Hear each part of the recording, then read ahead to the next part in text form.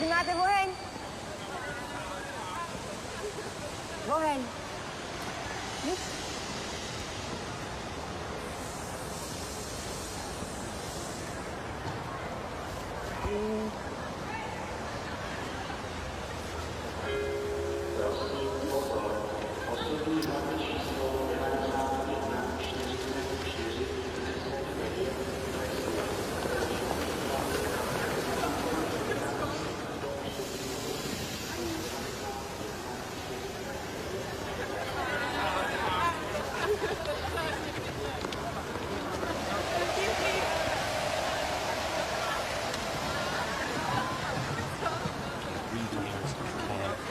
Now I got these college kids like a discotheque. Listen.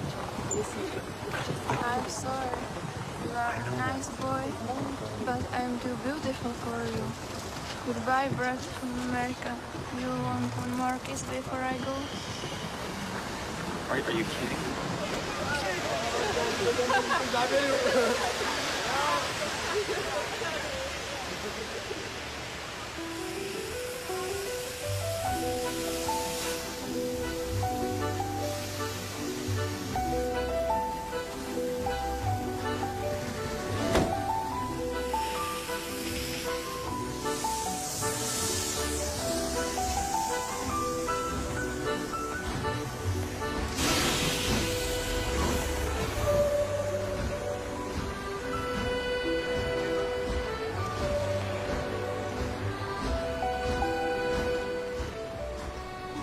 I am here tonight to tell you about a father who loved his son and a son who loved his dad. The way this story is going to unfold for you is a little bit different because I want to bring it to now. You see, a dad would go home and he would go by the school, and every now and then he would pick up his son and say, "Son, why don't you go to work with me?" The boy loved that. And when his dad would just come and pick him up, he was the happiest boy ever. He knew that he would get to spend the afternoon with his father at work, and he would get his coat and they would walk, and he would bring hot chocolate for his son, for it's really cold, and they would go through. But this boy was different. This boy would see things. This boy wasn't normal. And when they were walking one afternoon going to where dad worked, this boy would notice things that other people wouldn't notice. He see things other people wouldn't see. He sees a man in a bathrobe in the middle of the street who's yelling at a second-story window. He sees a woman who's very angry at him and doesn't really want to hear what he says. This boy, as the rest of the world hustles by, he slows down. He sees the hurt and the pain. He sees the anguish and the sorrow. He sees the window close and a desperate man trying to get his what he did doesn't matter. That he hurting is all that matters. And this boy would see these things. His father rushes and gets him by the hand and says, "Let's go. Be late." He would stop and look one more time. Can I stop his pain? Can I stop her hurt? But the boy loved his father. They would go and they would catch the trolley. I think that's what you call it here. We call it a tram. Yeah, I don't know the words, but he would get on there with his dad, and the boy would just notice people. He would look, and that day, one particular, he noticed something as he got on the train. To explain something, as you can hear, there's a train coming, and I got to get through this before the train gets here. He saw a man, he saw a woman. He saw that the man seemed very happy and the woman seemed very sad, and he couldn't understand why they could be together and one be happy and the other be sad. He couldn't understand that, but the little boy knew that there was something wrong. He had this feeling, this instinct that was amazing, how he cared for other people. But he loved none other than his father. He knew his daddy loved him. And as he watched the world and their hurt and their pain, he knew that he would always have a father. But even notice this. I need you to understand as you hear this story and get involved in the life of this man and his son. I need you to notice that there's no mom. As they walked through the woods, the boy would say to his father, Dad, what will I do when I grow up? What will I get to do? Will I get a cool job like yours? How will I work? He says, I don't know, but I want to change the world. I want to do something great. I want to do something wonderful. I want to help people. I want to do something that could change the lives of anyone. I just want to be that great. I just want to do something good. And as he walked with his dad would say, son, you will be great. You will be awesome. You will change the world. Your life is going to be incredible. But there was a train coming.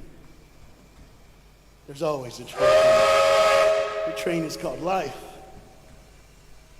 We're all on the train of life, just riding.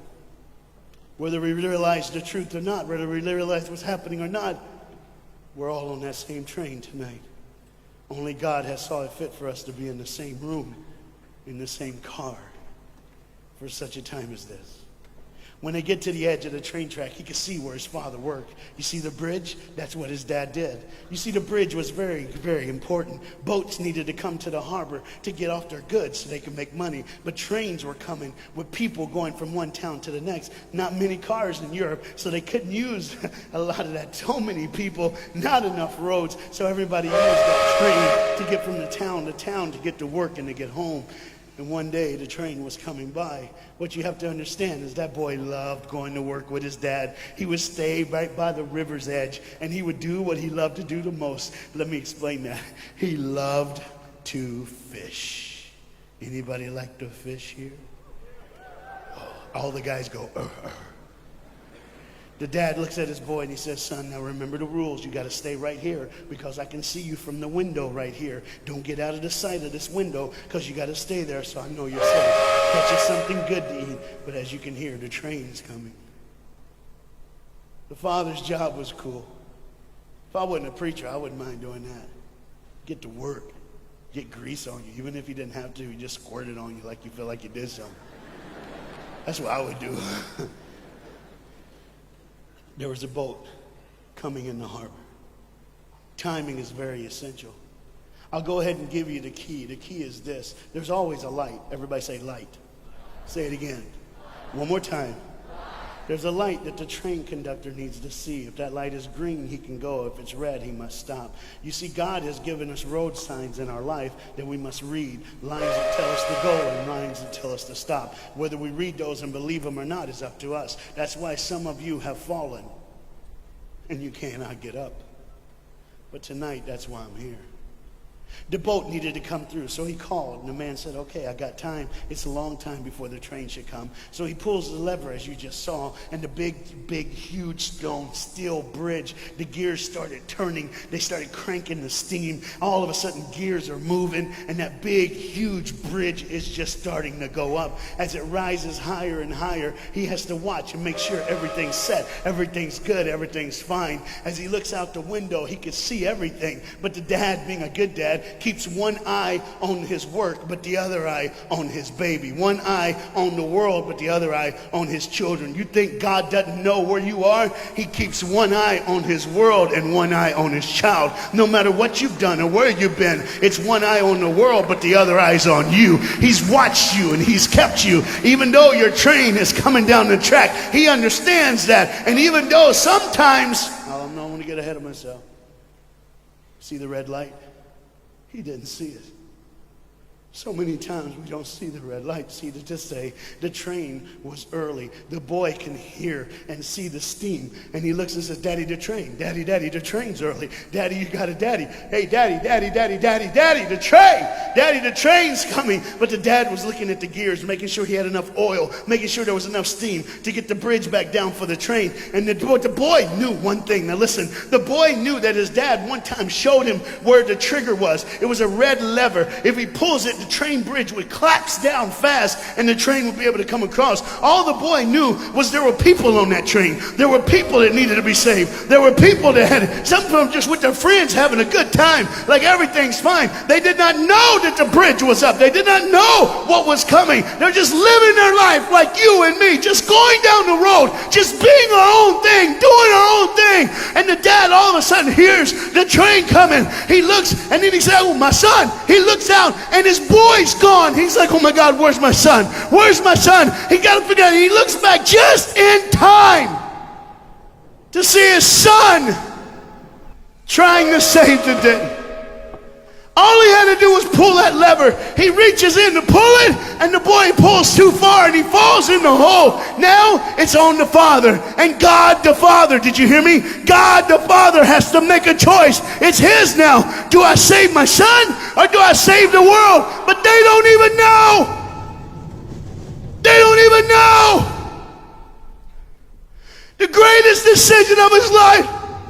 He could blame it on them not seeing the red light. He could blame it doesn't matter anymore. Pull the lever, save the world. Leave it up, save your son. For God so loved the world that he gave his only son.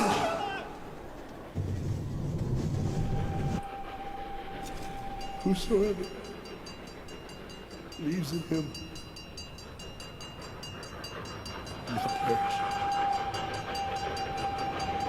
3, 2, 1. He said, and they didn't even know. They never would know. They didn't even know. The train goes by.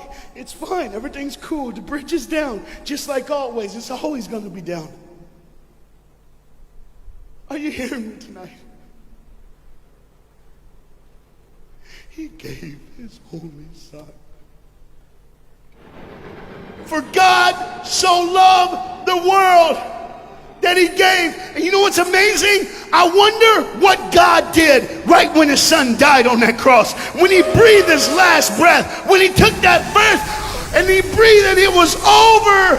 Here's what the Father would have looked like. They didn't even know, just trying to think of their life. Just trying to figure out what they're going to do next. Just thinking about the person they're going to see, the people they're going to hang out with. Just trying to be, just loving, caring. Doesn't matter if you're blind. Doesn't matter if you're putting on a little more makeup, trying to look pretty for somebody, or just wearing another mask. It doesn't matter. God gave his son for you. What will I do when I grow up? Where will I go when I grow up? What can I change? And there was a girl in the bathroom on the train, liquefying her heroin to shoot up one more time. He died for her. He died for her. But in one moment, are you listening? In one moment, as the Bible says, everybody gets a chance. In one moment to see the look of the Father when he knows when you realize what he did for you, when you realize the sacrifice, when you realize he let his son die so that you can live, when you realize what he did, no matter what you're doing, no matter where you're at in this life, no matter what you're a part of, you gotta stop. You gotta stop. Even if it's for 1 second and think, my God, he did it for me. He did it for me. And I pray to God you drop what you're doing.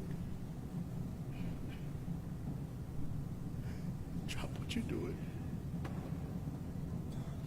With all the pain and the hurt and the sorrow in the world, he did it for you. That's why you're so quiet. You see, the train's coming. The train's coming. Everybody has things. You have ways of I don't want to. I don't want to do that. I don't want to. But why do I keep doing it? Even Paul said, "Why do I do?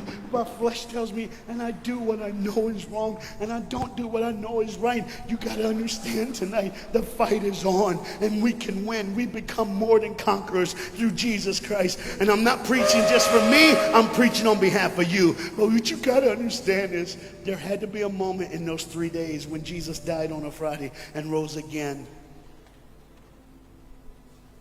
on a Sunday. There had to be this moment. Go ahead, look at the screen. When it was just God and his baby and his son.